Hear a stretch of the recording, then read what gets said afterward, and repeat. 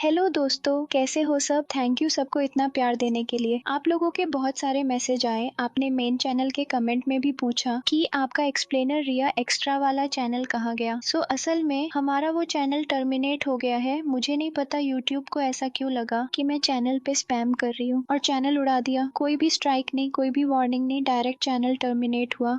अब से हम नए से स्टार्ट कर रहे हैं। तुरंत मैंने इसलिए चैनल नहीं स्टार्ट किया क्योंकि मैं क्रिएट ही नहीं कर पा रही थी। चैनल तुरंत टर्मिनेट हो जा रहे थे, न्यू वाले भी। इसलिए अब मैंने ये मम्मी के फोन में क्रिएट किया। आई होप जैसे प्यार आप पहले दे रहे थे वैसा ही प्यार यहाँ भी दोगे। तो चलिए अपनी वही सीरीज कंटिन्यू करते हैं, आवर यूनिवर्स के एपिसोड 9 को, क्योंकि इससे पहले के एपिसोड आपने हमारे पुराने चैनल पर देखे होंगे। अगर नहीं देखे होंगे तो थोड़े दिनों में इस चैनल पर भी अवेलेबल करा दूंगी। ये पार्ट वहीं से शुरू होता है जहाँ इसका पिछला पार्ट एंड किया था। hyunjun दरवाजा खोलती है और देखती है कि taehyung के फादर कमरे के अंदर सामान ढूंढ रहे हैं। उनके हाथ में एक ग्लास होता है जिसे वह जल्दी से नीचे रख देते हैं। hyunjun गुस्से में पूछती है, आप यहाँ क्या कर रहे हैं। तभी उसकी नजर उनके हाथ में पकड़ी हुई सील पर पड़ती है। hyunjun कहती है, तो आप इसलिए हमारी जिंदगी में वापस आए थे, पैसों के लिए। taehyung के फादर कहते हैं, मुझे पैसों की जरूरत है। hyunjun कहती है, आप ऐसा कैसे कर सकते हैं, हम आपकी फैमिली है। वो कहते हैं, एग्जैक्टली, मैं भी यही कह रहा हूँ। अगर फैमिली में कोई स्ट्रगल कर रहा हो तो मदद करनी चाहिए। hyunjun कहती है, इसलिए आपने इंश्योरेंस कंपनी में कॉल किया था। वो कहते हैं, हाँ। इसमें गलत क्या है, मेरा भी हिस्सा है उस पैसे में। मैंने भी तो उजू के फादर को पाला था इतने साल। hyunjun कहती है, और उजू का क्या, वो भी आपका ग्रैंड चाइल्ड है। वो कहते हैं, ठीक है, उसे भी जोड़ लेते हैं, 4 हिस्से कर देते हैं। hyunjun गुस्से में चिल्लाती है, गेट आउट, अभी के अभी यहाँ से निकल जाइए। वो सील छीनने की कोशिश करती है। दोनों के बीच धक्का मुक्की होने लगती है, लेकिन taehyung के फादर सील नहीं छोड़ते। तभी hyunjun उनके हाथ पर काट लेती है और सील लेकर भागने लगती है। गुस्से में वो ग्लास उसकी तरफ फेंक देते हैं। ग्लास hyunjun के हाथ में लग जाता है, गहरा कट लग जाता है और वह जमीन पर गिर जाती है। वो पास पड़ा हुआ वास उठाकर फेंकने ही वाले होते हैं, तभी taehyung अंदर आ जाता है। वो तुरंत hyunjun को अपनी तरफ खींचकर बचा लेता है। taehyung घबराकर पूछता है, hyunjun तुम ठीक हो। वो उसके हाथ से बहता खून देखता है और अपने फादर पर चिल्लाता है, आप पागल हो गए हैं क्या। कुछ देर बाद सब पुलिस स्टेशन में होते हैं। पुलिस चीफ taehyung से बात कर रहा होता है। वो कहता है, तुम्हारे फादर पर पहले से कई चार्ज हैं और अभी वो पैरोल पर हैं। पुलिस उनके फादर से पूछती है, क्या तुमने जानबूझकर अपने बेटे से संपर्क किया इंश्योरेंस मनी के लिए। वो कहते हैं, हाँ किया। इसमें गलत क्या है, मैंने भी तो अपने बच्चों को बड़ा करने में पैसे लगाए थे। taehyung जोर से चिल्लाता है, बस कीजिए। वो तेजी से सांस लेते हुए बाहर चला जाता है। तभी पुलिस चीफ पीछे से आकर कहता है, मुझे तुमसे बात करनी है। तुम वूजिन के छोटे भाई हो ना, मैं तुम्हारे भाई के साथ काम करता था। उधर hyunjun के हाथ पर पट्टी की जा रही होती है। डॉक्टर कहते हैं, चोट ज्यादा गहरी नहीं है, लेकिन ध्यान रखना इन्फेक्शन ना हो। उधर कंपनी में यूनसुंग सबको बता देता है कि आज taehyung नहीं आएगा। सब हैरान हो जाते हैं क्योंकि hyunjun भी ऑफिस नहीं आई है। इधर पुलिस इंस्पेक्टर taehyung को बताता है, मैं तुम्हारे बड़े भाई का सीनियर था। मुझे नहीं पता तुम्हें कैसे बताऊं, लेकिन वूजिन नहीं चाहता था कि तुम्हें यह सब पता चले। मैंने तुम्हें तुम्हारे भाई के फ्यूनरल में देखा था। तुम्हारे फादर फ्रॉड के केस में जेल में थे, लेकिन क्या तुम्हें पता है उन्हें रिपोर्ट किसने किया था। तुम्हारे बड़े भाई वूजिन ने। फ्लैशबैक में दिखता है वूजिन फाइल देख रहा है। पुलिस इंस्पेक्टर उससे पूछता है, तुम इतनी ध्यान से केस क्यों देख रहे हो। वूजिन कहता है, क्योंकि जिसने फ्रॉड किया है वो मेरे फादर है। यह 7 साल पहले की बात होती है। इंस्पेक्टर बताता है, वूजिन ने अपने फादर के सारे फ्रॉड केस ढूंढे ताकि उन्हें जेल में रख सके। जब मैंने उससे पूछा क्यों, तो उसने कहा, मेरे फादर पहले ठीक थे, लेकिन जब शराब पीते थे तो हमें मारते थे। उन्हें सिर्फ पैसा दिखता था। पहले वो मुझे मारते थे, मुझे आदत हो गई थी, लेकिन एक दिन मैंने देखा वो taehyung को भी मार रहे थे। उस दिन मुझे समझ आया कि मुझे कुछ करना होगा। मैंने taehyung को एक अनाथालय में छोड़ दिया ताकि वो इस सबसे दूर रह सके। मैंने सोचा जब बड़ा हो जाऊंगा और फादर से छुटकारा मिल जाएगा तब उसे वापस ले आऊंगा, लेकिन मैं फेल हो गया। उस समय कानून अलग थे। फादर कहते थे वो सिर्फ हमें डिसिप्लिन कर रहे हैं, इसलिए मेरी शिकायतों को कोई गंभीरता से नहीं लेता था। जब भी मैं शिकायत करता था वो मुझे ढूंढकर फिर मारते थे। सालों तक यही चलता रहा। taehyung को उनसे दूर रखना ही उसे बचाने का एक तरीका था। जब मैं बड़ा हो गया तब भी वो पैसे मांगने आते रहे। मुझे समझ आ गया ये कभी खत्म नहीं होगा। मैं आजाद नहीं हो सकता, लेकिन taehyung हो सकता है, इसलिए मैंने सब कुछ सह लिया। इंस्पेक्टर धीरे से कहता है, तुमने ऐसा क्यों किया। वूजिन जवाब देता है, क्योंकि मैं उसका बड़ा भाई था। बड़ा भाई यही करता है। taehyung की आंखों से आंसू रुक नहीं रहे होते। वो पुलिस इंस्पेक्टर की दी हुई सारी रिपोर्ट्स देखने लगता है। हर रिपोर्ट उसके भाई वूजिन ने अपने ही फादर के खिलाफ दर्ज कराई थी। कुछ फाइलों में फोटो लगी होती है। उन फोटोज में वूजिन घायल दिखता है, कहीं उसके चेहरे पर चोट है, कहीं हाथ पर पट्टी है। taehyung की सांसें भारी होने लगती हैं और वो जोर जोर से रोने लगता है। उधर hyunjun उसे कॉल करती रहती है, लेकिन taehyung कॉल नहीं उठाता। कुछ देर बाद taehyung घर पहुंचता है। वो सीधे अपने भाई के कमरे में जाता है। कमरे में चारों तरफ वूजिन की यादें होती हैं। वो उसकी फोटो देखता है, फिर उसकी पुलिस यूनिफॉर्म को हाथ में उठाता है। तभी उसे एक डायरी मिलती है। डायरी खोलने पर उसमें बचपन की कई फोटो लगी होती है। उधर इंस्पेक्टर की आवाज सुनाई देती है। वो कह रहा होता है, तुम्हारा भाई सब कुछ सहता रहा ताकि तुम्हें कुछ ना हो। फ्लैशबैक में दिखता है कि वूजिन घायल होकर लंगड़ाते हुए चल रहा है। फिर भी वो दूर से टेह्युंग को देख रहा है, जो अनाथालय में बच्चों के साथ हंसते हुए फुटबॉल खेल रहा है। उधर टेह्युंग डायरी के पन्ने पलटता है। हर पेज पर उसकी जिंदगी की झलक होती है। कहीं उसकी स्कूल की फोटो, कहीं ग्रेजुएशन की फोटो। जहाँ जहाँ उसे कोई छोटा सा अवार्ड या टाइटल मिला होता है, वूजिन ने उसे हाईलाइट कर रखा होता है। यह देखकर टेह्युंग टूट जाता है। वो जोर जोर से रोते हुए कहता है, तुमने ऐसा क्यों किया? तुम्हें क्या लगा मैं ग्रेटफुल हो जाऊंगा? तुम्हें यह सब नहीं करना चाहिए था। तुम मुझे छोड़कर कैसे चले गए? अब मैं क्या करूं? अब मैं कैसे जीऊं? उधर ह्युंजुन ऊजू को लेकर घर लौट आती है। वो देखती है कि टेह्युंग घर में है। वो कहती है, तुम घर पर ही थे, तुम कॉल क्यों नहीं उठा रहे थे? टेह्युंग कहता है, मेरा ध्यान कहीं और था, सॉरी। तुम्हें भी चोट लगी है, ऑनिनमेंट लगा लो। फिर वो पूछता है, डॉक्टर ने क्या कहा? ह्युंजुन कहती है, कुछ सीरियस नहीं है। फिर धीरे से पूछती है, तुम ठीक हो? टेह्युंग कहता है, बस ऐसे ही, मैं थोड़ी देर के लिए बाहर जा रहा हूँ, मेरा इंतजार मत करना, मैं देर से आऊंगा। वो बिना कुछ और बोले निकल जाता है। कुछ देर बाद टेह्युंग अकेला बैठकर ड्रिंक कर रहा होता है। तभी तेज बारिश शुरू हो जाती है। उसी समय उसके दोस्त यूजून का कॉल आता है, जिसके कर्ली हेयर होते हैं। टेह्युंग उससे बात करने लगता है। वो कहता है, जिस दिन एक्सीडेंट हुआ था उसी दिन मेरे भाई वूजिन का मैसेज आया था। वो बताना चाहता था कि हमारे फादर जेल से बाहर आ गए हैं, लेकिन मैंने उसका कॉल नहीं उठाया। मैंने वापस कॉल भी नहीं किया। अगर मैंने कॉल उठा लिया होता तो शायद वो जिंदा होता। वूजू के मॉम और डैड भी जिंदा होते। मैंने उसकी कभी मदद नहीं की, मैं बस उसकी जिंदगी का बोझ था। उसका दोस्त कहता है, ऐसा मत सोचो। टेह्युंग कहता है, अगर मैं नहीं होता तो वो आराम से जी सकता था। मैं उसकी शादी में भी गया था और मैंने उससे कहा था, ज्यादा खुश मत हो। यही आखिरी बार था जब मैंने उसे देखा और यही आखिरी बात थी जो मैंने उससे कही। अगर मुझे पता होता कि यह आखिरी बार है तो मैं कभी ऐसा नहीं कहता। उधर ह्युंजुन ऊजू को सुलाने की कोशिश कर रही होती है, लेकिन ऊजू सो नहीं रहा होता। वो बाहर बारिश की आवाज सुनकर कहता है, बारिश हो रही है। फिर दरवाजे की तरफ इशारा करके कहता है, अंकल। ह्युंजुन मुस्कुराकर कहती है, आज वो देर से आएंगे, तुम सो जाओ। फिर धीरे से कहती है, तुम्हारे अंकल का दिल अभी बहुत दुखी है। ह्युंजुन खिड़की से बाहर बारिश देखती है और सोचती है कि टेह्युंग इस बारिश में ठीक होगा या नहीं। उधर इमिचो का हस्बैंड ऑफिस की गैलरी में आता है। वो देखता है टेह्युंग काम कर रहा है। वो कहता है, तुमने सारा काम कर दिया, लेकिन आज तो तुम्हारी छुट्टी थी ना? टेह्युंग कहता है, घर जाने का मन नहीं था। वो कहता है, तुम्हारे हाथ पर स्कार है, इस पर ऑर्नामेंट लगाओ, नहीं तो निशान रह जाएगा। तुमने आर कैंपेन का काम पूरा कर लिया? टेह्युंग कहता है, हाँ। वो दिन भर काम में लगा रहता है। उधर ऑफिस में ह्युंजुन को परमानेंट कर दिया जाता है। सब लोग खुश होकर उसे कांग्रेचुलेट करते हैं। कोई कहता है, तुम्हारे मैनेजर यूनसंग ने खास तुम्हारे लिए चॉकलेट केक मंगाया है। उन्हें अभी तक याद है कि तुम्हें कॉलेज के टाइम से चॉकलेट पसंद है। ह्युंजुन केक सर्व कर रही होती है, तभी उसकी कोवर्कर उसका हाथ पकड़ लेती है और यूनसुंग देख लेता है कि उसके हाथ पर बैंडेज है। वो पूछता है, क्या हुआ? ह्युंजुन कहती है, कुछ नहीं, बस बैंडेज के कारण ज्यादा दिख रहा है। बाद में वो अपनी दोस्त सायोन से सब कुछ बता देती है। सियोन कहती है, आजकल किसी पर भरोसा नहीं किया जा सकता, पैसों के लिए लोग कुछ भी कर सकते हैं। ह्युंजुन धीरे से कहती है, टेह्युंग मुझसे भी ज्यादा टूट चुका है और मैं सिर्फ उसी के बारे में सोच रही हूँ। वो मेरे कारण इसमें उलझ गया। मैं ही बार बार कहती थी कि वो तुम्हारी फैमिली है। सियोन कहती है, तुम्हें उससे बात करनी चाहिए। तुम और टेह्युंग दोनों एक तरह से फैमिली हो और फैमिली को एक दूसरे की मदद करनी चाहिए। यूनसुंग सियोन से पूछता है कि ह्युंजुन के हाथ में चोट कैसे लगी। वह मुझे नहीं बता रही। पहले उसने फैमिली इश्यू बोलकर छुट्टी ली थी, इसलिए मैंने ज्यादा नहीं पूछा, लेकिन अब मैं सच में चिंतित हूँ। सियोन कहती है, ये उसका पर्सनल मैटर है। यूनसुंग कहता है, वह मुझे कभी नहीं बताएगी, लेकिन मैं सच में उसकी मदद करना चाहता हूँ। थोड़ी देर बाद सियोन उसे सारी बात बताने लगती है। उधर ह्युंजुन काम से घर लौट रही होती है। बिल्डिंग के बाहर नेबर्स बैठे होते हैं और उसी आदमी के बारे में बात कर रहे होते हैं जिसने सबको धोखा दिया। एक नेबर कहता है, मुझे तो पहले से ही शक था। दूसरी नेबर कहती है, हमें लगता था ऊजू के अंकल गलत हैं, लेकिन अब तो उनके लिए बुरा लग रहा है। तभी एजा पूछती है, टेह्युंग कैसा है? मैंने सुबह देखा था, वह ठीक नहीं लग रहा था। एक नेबर कहता है, उसके फादर ने उसे धोखा दिया है तो वह ठीक कैसे होगा? दुसुक कहता है, मुझे उसके साथ ड्रिंक करने जाना चाहिए। एजा कहती है, नहीं, उसे अकेला छोड़ दो, समय सब ठीक कर देता है। उधर टेह्युंग घर आता है। वह देखता है कि ह्युंजुन ने टेबल पर ड्रिंक की तैयारी कर रखी है। ह्युंजुन मुस्कुराकर पूछती है, मेरे साथ ड्रिंक करोगे? टेह्युंग पूछता है, ऊजू कहाँ है? ह्युंजुन कहती है, डाउनस्टेयर नेबर के घर है। दोनों चुपचाप बैठकर ड्रिंक करने लगते हैं। ह्युंजुन थोड़ा ऑकवर्ड महसूस करती है, लेकिन फिर धीरे से पूछती है, तुम आजकल बहुत बिजी रहते हो, घर भी देर से आते हो। टेह्युंग कहता है, काम ज्यादा है। ह्युंजुन कहती है, अगर कोई प्रॉब्लम है तो मुझे बता सकते हो, मैंने भी तो तुम्हें सब कुछ बताया था। अगर तुम्हें मदद चाहिए तो मुझसे कहो, हम फैमिली है ना? यह सुनकर टेह्युंग अचानक गुस्से में कहता कहता है फैमिली, मेरी फैमिली है ही क्यों? तुमने देखा नहीं मेरी फैमिली ने मेरे साथ क्या किया, इसलिए प्लीज मुझसे फैमिली के बारे में बात मत करो। हिंजुन को यह सुनकर दुख होता है, लेकिन वह खुद को संभाल कर हल्की मुस्कान के साथ कहती है, उजू और हम भी तो तुम्हारी फैमिली हैं। ताehyung धीरे से कहता है, मेरी फैमिली तो जा चुकी है, मैंने उन पर भरोसा किया था और देख लिया क्या हुआ, अब मुझे किसी से कोई उम्मीद नहीं है। फिर वह गहरी सांस लेकर कहता है, काश यह सब कुछ कभी हुआ ही नहीं होता। थैंक यू और आई एम सॉरी, मैं थोड़ा रेस्ट करना चाहता हूँ। यह कहकर वह अपने कमरे में चला जाता है। वह बिस्तर पर बैठा चुपचाप सोचता रहता है। तभी उसका फोन बजता है। स्क्रीन पर यूनसंग का कॉल आ रहा होता है। सुबह हो जाती है। उजू खेलते खेलते गिर जाता है और जोर जोर से रोने लगता है। हिंजुन जल्दी से आकर उसे उठाती है और कहती है, क्या हुआ मेरे बच्चे? फिर हल्के से मुस्कुराकर कहती है, तुम और तुम्हारे अंकल भी आजकल एक जैसे हो गए हो, दोनों ही देर से घर आते हो और कमरे में बंद रहते हो, मैं तुम दोनों को ठीक से देख भी नहीं पाती। कुछ देर बाद हिंजुन उसे खाना खिलाने की कोशिश करती है, लेकिन उजू सिर हिलाकर मना कर देता है। हिंजुन कहती है, जब तुम्हारे अंकल खिलाते हैं तब तो तुम बहुत खाते हो, अगर तुम खाना नहीं खाओगे तो स्ट्रॉन्ग कैसे बनोगे? लेकिन उजू बार बार मना करता रहता है और सिर हिलाता रहता है। फिर वह खाना जमीन पर गिरा देता है। हिंजुन झुककर खाना उठाने लगती है, तभी योनसुंग का कॉल आ जाता है। योनसुंग पूछता है, तुम क्या कर रही हो? हिंजुन कहती है, कुछ नहीं, मैं और उजू घर पर है और मैं उसे खाना खिलाने की कोशिश कर रही हूँ। योनसुंग कहता है, क्या मैं ऊपर आ जाऊँ? मैं उजू के लिए कुछ लेकर आया हूँ। कुछ देर बाद योनसुंग ऊपर आ जाता है। उसके हाथ में खिलौने होते हैं। वह कहता है, यह तुम्हारे प्रमोशन के लिए है, तुम अब फुल टाइम हो गई हो तो मैनेजर की तरफ से बोनस समझ लो। फिर वह पूछता है, तुमने कुछ खाया या नहीं? हिंजुन कहती है, नहीं, मैं उजू को ही खिला रही थी। योनसुंग मुस्कुराकर कहता है, ठीक है, आज इसे हमारी दूसरी डेट समझ लो। वह किचन में जाकर खाना बनाना शुरू कर देता है। बहुत तेजी से सब्जियां काटता है और कुछ ही मिनटों में फ्राइड राइस और ऑमलेट बना देता है। हिंजुन हैरान होकर कहती है, इतनी तेजी से तो मैं भी खाना नहीं बना सकती, और किचन भी कितना साफ है, मुझे नहीं लगा था कि तुम इतने घरेलू हो। योनसुंग कहता है, मैं बचपन से अपना ख्याल खुद रखता आया हूँ और मेरा काम भी फूड से जुड़ा है। उधर उजू को नया टॉय बहुत पसंद आता है और वह खेलते खेलते खुश हो जाता है। कुछ देर बाद तीनों पार्क में चले जाते हैं। उजू बबल्स के साथ खेल रहा होता है और बहुत खुश होता है। युनजुन कहती है, मुझे नहीं पता था कि आप बच्चों के साथ इतने अच्छे हो। युनसुंग कहता है, जब मैं छोटा था तब मैं बहुत बच्चों के साथ रहता था। युनजुन पूछती है, मुझे लगा था आप सिंगल चाइल्ड हो। युनसुंग कहता है, हाँ, लेकिन मैं अडॉप्टेड हूँ। मिडिल स्कूल से पहले तक मैं ऑर्फनेज में रहा हूँ, वहाँ मैं छोटे बच्चों का ध्यान रखता था। मैं तुमसे यह छुपाना नहीं चाहता था, बस कभी बात नहीं निकली इसलिए बताया नहीं। हिंजुन कहती है, आप बहुत लकी हो, आपके पेरेंट्स ने आपको बहुत अच्छा जीवन दिया है। योनसुंग कहता है, इसलिए मुझे विश्वास है कि मैं भी एक अच्छी फैमिली बना सकता हूँ। मुझे प्यार से पाला गया है, इसलिए मुझे पता है प्यार कैसे दिया जाता है। वह धीरे से कहता है, मैं तुम्हारे और उजू के लिए एक अच्छा अम्ब्रेला बन सकता हूँ। चाहे कितना भी बड़ा तूफान आए, मैं तुम्हें हमेशा प्रोटेक्ट करूंगा अगर तुम चाहो तो। उधर टेह्योंग अपने फादर से मिलने जेल जाता है। उसे युनसुंग की बात याद आती है कि हिंजुन तुम्हारी वजह से खतरे में पड़ रही है। तुम कहते हो वह तुम्हारी फैमिली है, लेकिन तुम ही उसे खतरे में डाल रहे हो। तभी उसके फादर सामने आते हैं और कहते हैं, मैं यहाँ ठीक नहीं हूँ, मुझे कुछ पैसे दे दो। टेह्योंग शांत आवाज में कहता है, मैं यहाँ कुछ साफ करने आया हूँ, हमारे बीच कोई सेटलमेंट नहीं होगा। फादर कहते हैं, मैं तुम्हारा पिता हूँ। टेह्योंग कहता है, काश आप सिर्फ पिता ही नहीं बल्कि एक अच्छे इंसान भी होते। आपने मेरे भाई के साथ जो किया वह कभी नहीं करना चाहिए था। कोई भी वजह ऐसी नहीं हो सकती कि एक बच्चे के साथ ऐसा किया जाए। फिर वह कहता है, अब मैं ऐसे जीऊंगा जैसे मेरी कोई फैमिली ही नहीं है। इसे वार्निंग समझ लीजिए। मैं आपका चेहरा फिर कभी नहीं देखना चाहता और मैंने रेस्ट्रेनिंग ऑर्डर भी फाइल कर दिया है। आप कभी भी हिंजुन और उजू के पास नहीं जाएंगे। यह कहकर वह वहाँ से चला जाता है। फिर वह अपने भाई के फ्यूनरल होम जाता है। वह फोटो के सामने खड़ा होकर कहता है, मुझे पता है मैं बहुत देर से आया हूँ, लेकिन अब मुझे समझ आया कि आपने मरते दम तक मुझे दूर से प्रोटेक्ट किया और मुझसे प्यार किया। I am sorry. इसके बाद वह डे केयर से उजू को लेने जाता है। केयरटेकर कहती है, आप काफी दिनों बाद आए हैं। टेह्योंग मुस्कुराकर उजू को गोद में उठा लेता है। दोनों साथ में घर लौटते हैं। वह उजू को सुला देता है। तभी हिंजुन घर आती है और कहती है, मुझे तुमसे बात करनी थी। टेह्योंग कहता है, मैं यहाँ से जा रहा हूँ, मैंने तुमसे झूठ बोला था, मेरा अपार्टमेंट काफी पहले ही बन चुका था। हिंजुन चौंक कर पूछती है, क्या यह तुम्हारे फादर की वजह से है? टेह्योंग कहता है, नहीं, हमने शुरू में ही तय किया था कि मैं सिर्फ 1 महीने रहूंगा और अब वह समय पूरा हो गया है। हिंजुन कहती है, तुम ऐसा इसलिए कर रहे हो क्योंकि तुम्हें गिल्ट हो रहा है कि मेरी वजह से मुझे चोट लगी। हम फैमिली हैं। टेह्योंग गुस्से में कहता है, फैमिली? हम कभी फैमिली थे ही नहीं। तुमने मेरे फादर को देखा है, मैं उसी फैमिली से आता हूँ। मुझे बचपन में कभी प्यार नहीं मिला, तो मैं किसी को प्यार कैसे दूं? मुझे तो यह भी नहीं पता कि फैमिली होती क्या है, मैं बस प्रिटेंड कर रहा था। हिंजुन धीरे से कहती है, हम दोनों मिलकर इसे समझ सकते हैं। लेकिन टेह्योंग चिल्लाकर कहता है, मुझे लगा था मैं कोशिश कर सकता हूँ, लेकिन अब नहीं। मैं एक इंसान को भी प्रोटेक्ट नहीं कर सका जो मेरे लिए इतना मायने रखता है। मैं तुम्हारी और उजू की जिम्मेदारी नहीं ले सकता। मैं तो खुद का ख्याल भी ठीक से नहीं रख पाता। ह्युनजुन कहती है, मैंने कब कहा कि तुम हमारी जिम्मेदारी लो, मुझे भी डर लगता है। मैंने भी कभी ये सब नहीं किया, लेकिन मैं कोशिश करना चाहती हूँ तुम्हारे साथ। तैह्युंग सिर हिलाकर कहता है, मेरे साथ कोशिश मत करो। अगर अभी तुम्हें मेरे कारण चोट लगी है तो आगे और ज्यादा लगेगी, इसलिए हमें यहीं रुक जाना चाहिए। ह्युनजुन की आंखों से आंसू बहने लगते हैं। तैह्युंग दरवाजा खोलता है और बिना पीछे देखे चला जाता है। वह अपने नए अपार्टमेंट में पहुंचता है। घर में सिर्फ फर्नीचर रखा होता है, बाकी सब खाली और शांत होता है। चारों तरफ सिर्फ सन्नाटा होता है। वह अपना सूटकेस खोलता है। अंदर उसे ऊजू का छोटा सा सॉक मिलता है। वह उसे हाथ में लेकर चुपचाप देखता रहता है। फ्लैशबैक में दिखता है कि वह ऊजू से कह रहा था, बेटा अब मैं तुम्हारे साथ नहीं रह सकता, मैं अभी रेडी नहीं हूँ, मेरे अंदर उतनी हिम्मत नहीं है जितनी तुम्हारे डैड में थी। मैं ये सब तुम्हारी आंटी के लिए कर रहा हूँ। मैं नहीं चाहता कि मेरी वजह से उन्हें और चोट लगे, लेकिन कुछ भी हो जाए मैं तुम्हारा अंकल हूँ। हम अब साथ नहीं रहेंगे, लेकिन मैं तुमसे मिलने आता रहूंगा। हम नई नई जगहों पर जाएंगे और मस्ती करेंगे, लेकिन एक सेकंड के लिए भी ये मत सोचना कि मैंने तुम्हें छोड़ दिया। मैंने तुम्हें अबैंडन नहीं किया है। वर्तमान में तैह्युंग वही सॉक हाथ में पकड़े बैठा रहता है। सुबह होती है। ह्युनजुन ऊजू को वही सॉक पहना रही होती है। वह जल्दी जल्दी सामान इकट्ठा कर रही होती है। तभी उसकी नजर फ्रिज पर लगे नोट्स पर पड़ती है। वह सारे नोट्स तैह्युंग के लिखे हुए होते हैं। उसे उसकी याद आ जाती है, लेकिन उसे ऑफिस के लिए देर हो रही होती है। वह जल्दी से ऊजू से कहती है, चलो जल्दी। उधर इमिचो का हस्बैंड उसके लिए खाना और दवा लेकर आता है। वह कहता है, ठंडा पानी मत पिया करो। इमिचो कहती है, मैंने लॉयर से सुना है कि तुम साइन करने के लिए तैयार हो गए हो, अब तुम मुझे सू नहीं करोगे। वह कहता है, अब सू करने का क्या मतलब है, अब तुम सेलिब्रिटी हो, पब्लिक ओपिनियन तुम्हारे साथ होगा और केस और बड़ा हो जाएगा। मैं तुम्हारा नाम खराब नहीं करना चाहता। इमिचो पूछती है, तुम जॉब कब छोड़ रहे हो, तुमने टेह्युंग को लगभग सब कुछ सिखा दिया है। वह थोड़ा इमोशनल होकर कहता है, ठीक है, मैं जल्दी ही जॉब छोड़ दूंगा, मैं यहाँ सिर्फ तुम्हारी मदद के लिए रुका था। उधर ह्युनजुन गाड़ी चला रही होती है। सब लोग फोटोशूट के लिए जा रहे होते हैं। ह्युनसुंग सबको कहता है, थोड़ा रेस्ट कर लो। कुछ लोग गाड़ी में सो जाते हैं। ह्युनसुंग ह्युनजुन को एक कैंडी देता है ताकि ड्राइव करते समय उसे नींद न आए। जैसे ही वह कैंडी देता है, उसका सेक्रेटरी यह देख लेता है। उसे शक होने लगता है कि दोनों के बीच कुछ चल रहा है। फोटोशूट की लोकेशन पर तैह्युंग लाइटिंग चेक कर रहा होता है। तभी उसकी नजर ह्युनजुन पर पड़ती है, जो ह्युनसुंग के साथ हंसते हुए बात कर रही होती है। तैह्युंग के चेहरे पर हल्का सा दर्द दिखता है, लेकिन वह कुछ नहीं कहता। उधर ह्युनसुंग के कर्मचारी आपस में बात कर रहे होते हैं। वे कहते हैं, शायद ह्युनसुंग और ह्युनजुन के बीच कुछ चल रहा है। ह्युनजुन की तो लॉटरी लग गई। ह्युनसुंग कितना अच्छा इंसान है। तैह्युंग यह सब सुन लेता है। वह चुपचाप अपना काम करता रहता है। जब फोटोशूट होता है तो उसकी खींची हुई तस्वीरें इतनी अच्छी आती हैं कि सब उसकी तारीफ करते हैं। कोई कहता है, इन तस्वीरों को एडिट करने की भी जरूरत नहीं है। यह सुनकर ह्युनजुन खुश हो जाती है। कुछ देर बाद लोकेशन बदलते हैं। अचानक एक सीढ़ी ह्युनजुन की तरफ गिरने लगती है। तैह्युंग तुरंत उसकी तरफ दौड़ता है, लेकिन उससे पहले ह्युनसुंग कूदकर ह्युनजुन को बचा लेता है। सीढ़ी उसके ऊपर गिर जाती है। तैह्युंग घबराकर पूछता है, ह्युनजुन तुम ठीक हो? लेकिन ह्युनसुंग उसे साइड में ले जाता है और किसी से फर्स्ट एड किट लाने को कहता है। ह्युनजुन कहती है, आपको चोट लगी है, आपको बीच में आने की क्या जरूरत थी? ह्युनसुंग मुस्कुराकर कहता है, यह सिर्फ छोटी सी खरोंच है, तुम बहुत डर गई थी और मैं तुम्हारी आंखों में वह डर दोबारा नहीं देखना चाहता। ह्युनजुन धीरे से थैंक यू कहती है। उधर बाकी लोग बात कर रहे होते हैं कि ह्युनसुंग को ज्यादा चोट तो नहीं लगी। सेक्रेटरी कहता है, उसने बिना सोचे सीधे जंप कर दिया क्योंकि वह ह्युनजुन को बचाना चाहता था। तैह्युंग यह सब सुन लेता है। वह चुपचाप वहाँ से चला जाता है। कुछ देर बाद तैह्युंग अपने कर्ली हेयर वाले दोस्त के पास जाता है। वह उसे कुछ सामान देता है। दोस्त पूछता है, तुमने वह घर क्यों छोड़ दिया? तैह्युंग कहता है, मैं ह्युनजुन को फेस नहीं कर सकता था। उस दिन जो हुआ उसके बाद वह पहले ही बहुत दर्द में है। मैं नहीं चाहता कि मेरी वजह से उसे और तकलीफ हो। दोस्त कहता है, तुम उसे पसंद करते हो ना? तैह्युंग कुछ देर चुप रहता है, फिर कहता है, हाँ, लेकिन अगर मैं सच में उसकी परवाह करता हूँ तो मुझे यही उम्मीद करनी चाहिए कि उसे मुझसे बेहतर इंसान मिले। उधर ह्युनजुन पड़ोसी से ऊजू को लेने आती है। पड़ोसी पूछती है, उसके अंकल कहाँ हैं? ह्युनजुन कहती है, वह यहाँ से मूव आउट कर गए। पड़ोसी कहती है, तुम दोनों साथ में बहुत अच्छे लगते थे और वह ऊजू का बहुत ख्याल रखते थे। फिर वह बताती है कि कल ऊजू का रिसाइटल है, उसे जरूर बुलाना। ह्युनजुन बैग में वह इन्विटेशन देखती है, लेकिन तैह्युंग को कॉल करने की हिम्मत नहीं जुटा पाती। रिसाइटल के दिन ह्युनजुन ऊजू को लेकर पहुंचती है। वह देखती है कि बाकी बच्चों के साथ उनकी पूरी फैमिली आई है। उसे बहुत अकेलापन महसूस होता है। उसे अपना बचपन याद आ जाता है, जब वह भी ऐसे ही अकेले फंक्शन में आती थी। ऊजू हनीबी के कॉस्ट्यूम में होता है। प्रोग्राम शुरू होने वाला होता है, तभी ऊजू अचानक बाहर भाग जाता है। ह्युनजुन उसे ढूंढते हुए बाहर जाती है। वह देखती है कि ह्युनसुंग ने ऊजू को गोद में उठाया हुआ है। उसके हाथ में फूलों का एक बुके भी होता है। दोनों एक दूसरे को देखते हैं और हल्के से मुस्कुरा देते हैं। और इसी के साथ ये एपिसोड यही खत्म होता है। मिलते हैं इसके अगले एपिसोड में। तब तक के लिए चैनल को सब्सक्राइब करके अपना सपोर्ट बनाए रखें।